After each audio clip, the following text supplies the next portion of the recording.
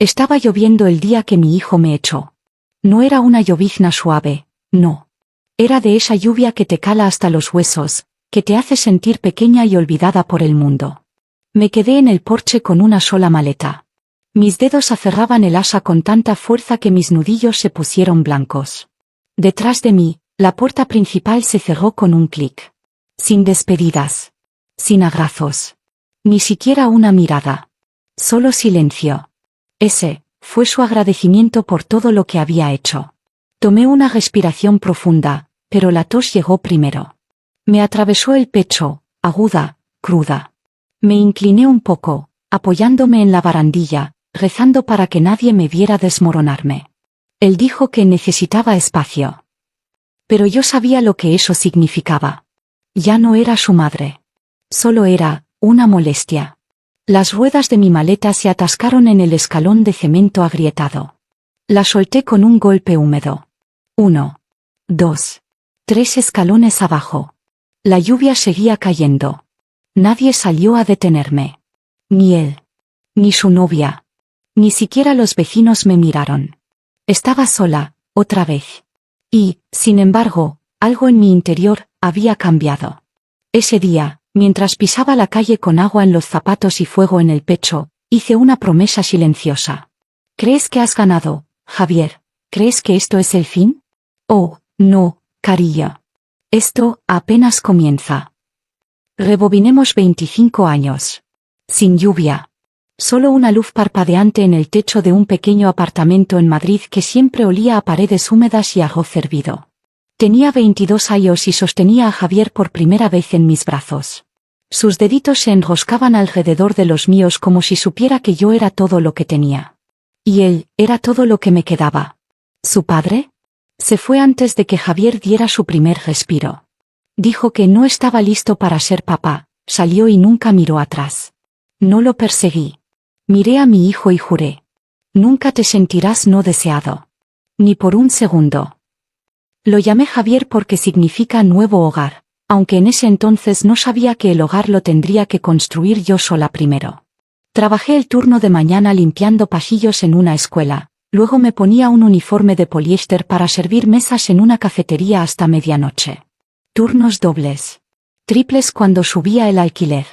Algunas noches llegaba a casa con ampollas en los pies y lágrimas que no dejaba caer hasta que Javier dormía. Me sentaba en nuestro viejo sofá de segunda mano, los resortes me pinchaban la espalda, y lo miraba dormir en una cuna que encontré en un mercadillo. Y susurraba. Un día, pequeño. Un día tendrás todo lo que yo nunca tuve. No salía con nadie. No iba de fiesta. Mientras otras chicas de mi edad perseguían sueños, yo perseguía facturas atrasadas y descuentos en el supermercado. Y no me importaba. Porque cada vez que Javier sonreía, cada vez que corría hacia mí gritando «mamá», era como ganar la lotería. Todavía recuerdo su primera obra escolar. Ahogué 2 semanas solo para comprarle un disfraz. Fue un árbol. Un arbolito pequeño y tambaleante con hojas de cartón. Pero para mí, él era todo el bosque. La gente me decía, estás desperdiciando tu juventud. Pero no sabían. No sabían que este pequeño, él era mi juventud. Mi propósito. Mi latido. Todo lo que hice, cada moretón en mis manos, cada noche que me acosté con hambre, fue por él. Si hubiera sabido cómo terminaría todo, ¿lo habría hecho diferente? No. Porque el amor de una madre no se trata de lo que recibes a cambio. Se trata de la promesa. Y yo cumplí la mía. Me tomó 15 años. 15 años de manos quemadas, espaldas adoloridas y dormir con un ojo abierto, solo para asegurarme de que estuviéramos a salvo. Y entonces, un día, lo logré. Estaba frente a una cajita vieja en las afueras de Toledo. La pintura estaba descascarada, el jardín lleno de maleza, y una persiana colgaba de lado como si hubiera perdido toda esperanza hace tiempo. Pero yo, vi potencial. Vi un hogar. Recuerdo sostener las llaves en mi palma como si fueran de oro. Tenemos una casa, Javier, susurré, con la voz temblorosa. Una de verdad. Sin caseros. Sin mudanzas. Esto, es nuestro. Él tenía 12 años. Saltaba de alegría, me abrazaba, gritaba, tenemos una casa, Tenemos una casa, como si fuera Navidad. Pintamos las paredes juntos. Bueno, yo pintaba mientras él hacía un desastre. Puso más azul en el suelo que en la pared, pero no me importó. Nos reímos. Pusimos música. Creamos recuerdos. Esa vieja casa era pequeña, 2 habitaciones, suelos que crujían, sin lavavajillas, pero estaba llena de amor. Y cuando firmé los papeles, la puse a mi nombre. Por si acaso. Pero lo miré a los ojos y le dije: un día, cuando seas mayor, esto será tuyo. Él sonrió amplio. Eres la mejor mamá del mundo. Y le creí. Esa casa no era solo un tejado sobre nuestras cabezas.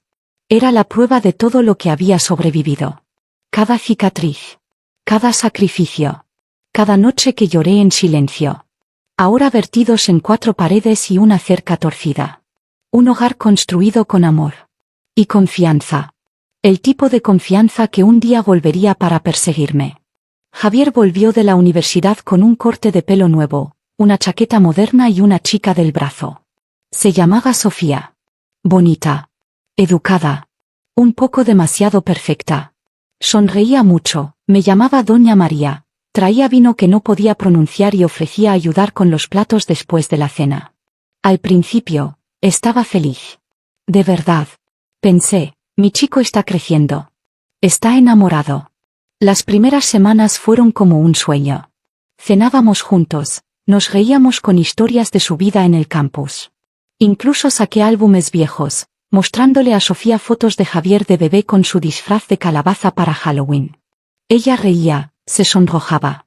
Él ponía los ojos en blanco y sonreía. Pero luego, algo cambió. Empezó pequeño.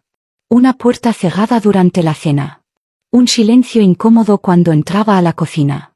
Sofía dejó de llamarme Doña María. Simplemente no me llamaba nada. Una noche, pasé por su habitación y escuché susurros. La voz de Sofía. Ella está, un poco de estorbo. Me quedé helada. Me dije que había oído mal. Que no lo decía en serio. Pero las cosas seguían cambiando. Empezaron a comer por separado, pedían comida para llevar y dejaban los envoltorios en la basura, como si yo no existiera. Dejaron de decir buenos días. Dejaron de decir buenas noches. Dejaron de decir nada. Yo cocinaba la cena y ponía 3 platos. Solo uno se usaba. El mío. A veces los oía reír en la sala, pero cuando entraba, la risa paraba. La tele seguía encendida. Pero la habitación se volvía fría. Un día, entré a la cocina y encontré una nota en el frigorífico. Por favor, no reacomodes los armarios. A Sofía le gusta de cierta manera. Mi cocina. Mi casa. Sonreía cortésmente cuando estaban cerca. Me decía que estaba exagerando. Pero en el fondo, lo sentía. El calor de mi propio hogar se desvanecía. Reemplazado por cáscaras de huevo sobre las que tenía que caminar. En una casa que construí con mis propias manos. Ya no era el centro del mundo de Javier. Ni siquiera era parte de él. Era una sombra. Una molestia. Una figura silenciosa rondando las esquinas de su vida perfecta. ¿Y lo peor? Ni siquiera notaba que yo desaparecía. Empezó con una tos. Nada dramático, solo un cosquilleo en la garganta de vez en cuando. Culpe al clima, al polvo, tal vez al estrés. Pero la tos no se iba. Se hacía más profunda. Más fuerte. Más enfadada. Luego vino el cansancio. Me despertaba agotada. Estaba de pie demasiado tiempo y mis rodillas cedían. Las escaleras se volvieron montañas. Incluso revolver una olla de sopa hacía que mis brazos dolieran como si hubiera cargado ladrillos. Una noche casi dejó caer una olla hirviendo de arroz. Mi mano simplemente se rindió. Me agarré del mostrador, jadeando. Nadie vino. Estaban en la sala, riéndose de algo en la tele. Al día siguiente, fui al médico. Tras las pruebas, ella me sentó y habló despacio, como si no pudiera manejar la verdad. Tienes una enfermedad pulmonar crónica. Necesitas descanso. Medicación. Y, en el mejor de los casos, apoyo. Apoyo. Sonreí con amargura. Ya lo resolveré. Llegué a casa con una bolsa de recetas que apenas podía pagar y una carpeta de instrucciones que apenas podía leer por el mareo.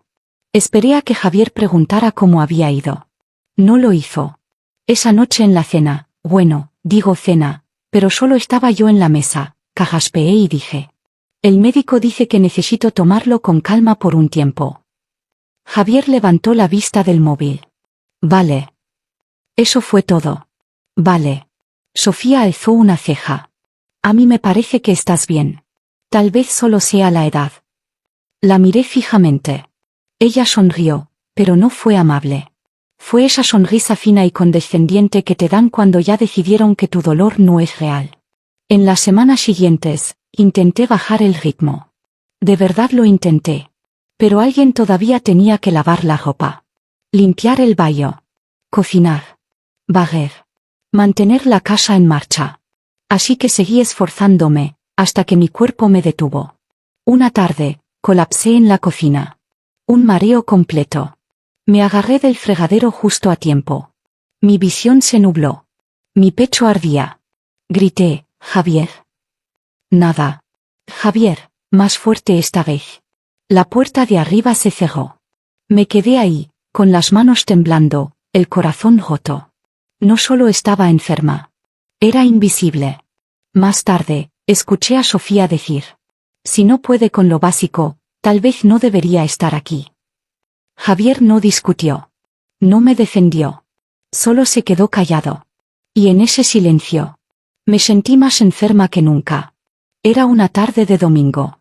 Acababa de terminar de doblar su ropa. Sí, su ropa. Incluso enferma, incluso débil, seguía intentando mantener esta casa unida.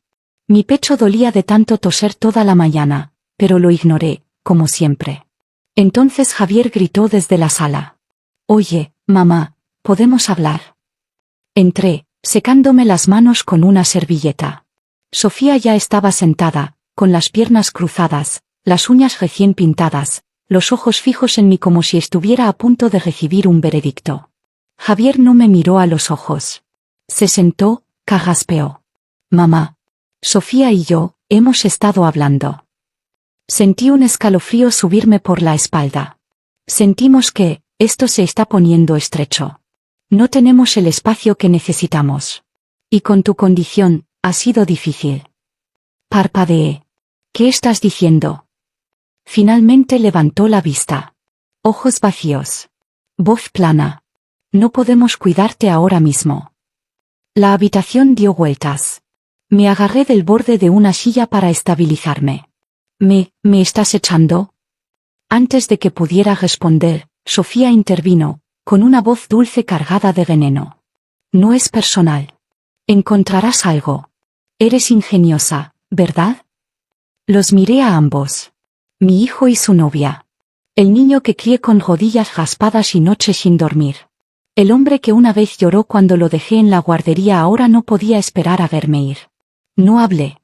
No podía. Las palabras se atoraron detrás del nudo en mi garganta. No esperaron mi respuesta.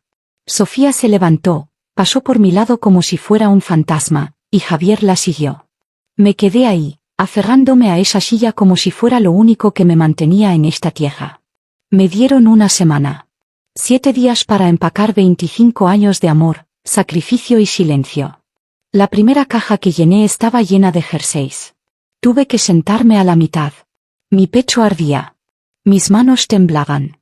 Pero nadie vino a ayudar. Ni siquiera cuando dejé caer un vaso y se hizo añicos.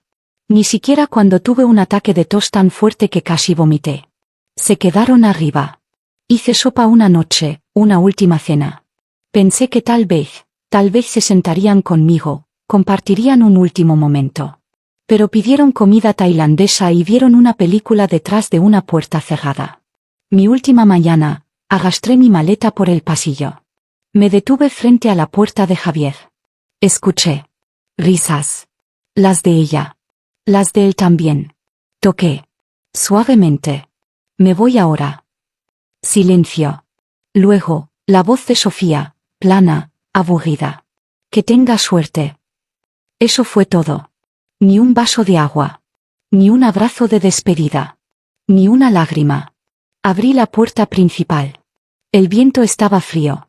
El cielo, gris. Eché un último vistazo a la sala que una vez llené con globos de cumpleaños y cuentos antes de dormir. Ahora solo eran paredes. Paredes que ya no me recordaban. Al salir, arrastrando mi maleta por el umbral, me dije algo que aún no creía del todo. No estás acabada. No estás rota. Puede que hayan cerrado la puerta, pero esto no es el fin. Y en algún lugar profundo de mi corazón vacío, se encendió una chispa. Pasé la primera noche en el sofá de mi amiga Carmen. Su piso era pequeño, desordenado, olía a canela y velas viejas, pero era cálido. Y, más importante, era amable. No hizo preguntas. Solo me preparó té, me dio una manta y me dejó llorar. A la mañana siguiente, abrí la maleta que apenas había empacado. Todo dentro se sentía ajeno ahora. Mi ropa. Mi cepillo de dientes. Mi vida. Debajo de un jersey enrollado, en el fondo, había una carpeta manila gastada. La saqué, con manos temblorosas. La abrí despacio. Dentro, la escritura de la casa. Miré el papel, las letras negras en negrita mirándome como una verdad olvidada. Propietaria, María L. Sánchez. Sin cofirmantes. Sin tenencia conjunta. Sin transferencia. Solo yo. Nunca preguntó, susurré. Ni siquiera lo comprobó. Casi podía escuchar la voz de Javier en mi cabeza, tan seguro de sí mismo, tan arrogante. Necesitamos espacio. No podemos cuidarte. ¿Espacio? Era mi casa. Pagué cada hipoteca, pinté cada pared, fregué cada baldosa hasta que mis manos sangraron. Él solo, se mudó y asumió. Pensó que mi bondad era debilidad. Olvidó que yo construí esa casa. Aferré la escritura más fuerte, un calor lento floreciendo en mi pecho. No era rabia. Todavía no. Solo, claridad. Pasé tantos años doblegándome por ese chico que olvidé cómo se sentía estar de pie. Esa tarde, me vestí, me arreglé el pelo y entré en una oficina de abogados a 2 calles del edificio de Carmen. La recepcionista levantó la vista. ¿En qué podemos ayudarte hoy? Puse la carpeta en el mostrador como si fuera un arma. Quiero presentar una solicitud de desahucio. Ella parpadeó. ¿Desahucio de? Mi hijo, dije, tranquila como hielo. ¿Y su invitada? Para cuando el abogado me llamó, ya tenía todo el plan en mi cabeza. No se trataba de venganza. Se trataba de recordarles quién era yo. Y a quien nunca debieron subestimar. No era una mujer enferma y desvalida que podían desechar. Era la dueña de esa casa. Y estaba lista para recuperarla. Exactamente una semana después, a las 8:03 de la mañana, un golpe resonó en la puerta principal de mi antigua casa. Javier abrió, con el pelo revuelto, los ojos aún nublados por el sueño. Sofía estaba detrás de él en bata, tomando café, claramente molesta por la interrupción. En el porche estaba un alguacil uniformado, alto y de rostro serio. Sostenía un sobre blanco en su mano enguantada. ¿Es usted Javier Sánchez? Javier asintió lentamente. Sí, ¿qué pasa? Ha sido notificado. Tiene 30 días para desalojar la propiedad. Sofía parpadeó. Disculpe, ¿desalojar qué? Javier rasgó el sobre, escaneando los papeles como si intentara leer a través del agua. Su rostro palideció. ¿Qué es esto? Tiene que ser un error. Esta es mi casa. El alguacil no se inmutó. La propiedad está bajo la titularidad legal de María L. Sánchez. Ella ha solicitado el desahucio. Y justo entonces, salí de detrás de los arbustos. Tranquila. Erguida. Vestida con el mismo abrigo que llevaba el día que me echaron. La mandíbula de Javier cayó. ¿Mamá? Lo miré a los ojos. Firme. Sin parpadear. No, Javier. Nunca fue tu casa. Siempre fue mía. El silencio envolvió el porche. Sofía dio un paso adelante, con el rostro enrojecido. Esto es ridículo, no puedes aparecer y echarnos como si fuéramos ocupas. Ladeé la cabeza. Bueno, legalmente, lo son. Ella se giró hacia Javier, furiosa. Te dije que lo pusieras por escrito, te lo dije. Luego entró corriendo. Un minuto después, salió con su bolso, sus llaves y ninguna intención de quedarse. No voy a quedarme en una casa que pertenece a tu mami. Arregla tu vida, Javier. Se fue en su coche sin decir más. Javier se volvió hacia mí, con los ojos muy abiertos, la voz quebrada. Mamá, vamos. No puedes estar hablando en serio. No levanté la voz. No lloré. Dijiste que necesitabas espacio. Tragó saliva. Dijiste que no podías cuidarme. Bajó la mirada. Así que ahora tienes espacio, Javier. 30 días de él. El alguacil le dio la segunda copia y se fue, dejándonos ahí en ese porche tan familiar. Le di una última mirada a mi hijo, no con enojo. No con odio. Con claridad. Te di todo. Y cuando necesité solo un poco, no me diste nada. Luego me di la vuelta, bajé los escalones desde los que una vez me vio partir, solo que esta vez. No estaba agota. No estaba tosiendo. No estaba suplicando quedarme. Me alejé. Haciendo mío cada paso. La casa ya no es mía para vivir en ella, pero aún la poseo. Ahora la alquilo. A una pareja tranquila con una niña pequeña y un huerto de verduras. Pagan a tiempo. Sonríen cuando me ven. Dicen gracias. Me mudé al campo, a una pequeña cabaña junto a un lago. Nada lujoso. Una habitación, suelos que crujen, pájaros que me despiertan al amanecer. Pero es pacífico. Y por primera vez en años, duermo toda la noche. No hay portazos de Sofía. No hay pasos arriba. No hay susurros detrás de las paredes. Solo el viento en los árboles y el agua lamiendo el muelle. Paso mis mañanas caminando junto al lago con una bufanda cálida sobre los hombros. Mis pulmones aún luchan algunos días, pero respiro más fácil aquí. Empecé a hacer voluntariado en un refugio de mujeres local. Enseño a madres jóvenes y solteras cómo presupuestar, cómo luchar por lo que es suyo, cómo sobrevivir cuando el amor se enfría. Les digo la verdad, que la maternidad no es martirio. Que darlo todo no significa renunciar a ti misma. Que esos límites, también son una forma de amor. A veces veo el rostro de Javier en esos refugios. No él exactamente, sino versiones de él. Hombres jóvenes criados por madres que les dieron el mundo, y les enseñaron a nunca decir gracias. Pero ya no me detengo en él. Javier intentó contactarme una vez. Envió un mensaje. Espero que estés bien. Lo leí. No respondí. No por odio. Sino porque algunas puertas, una vez cerradas, no necesitan abrirse de nuevo. Le di todo a mi hijo. Pero finalmente me di algo a mí misma también. Paz. Y la paz, no tiene precio. Algunas tardes me siento en el porche, con té en la mano, viendo el sol fundirse en el lago. El mundo está en calma. Mi alma está en calma. Puede que haya perdido mi hogar una vez. A mi hijo también. Pero encontré algo mejor. A veces, tienes que perderlo todo para darte cuenta de lo que realmente posees. Y en mi caso, fue mi fuerza,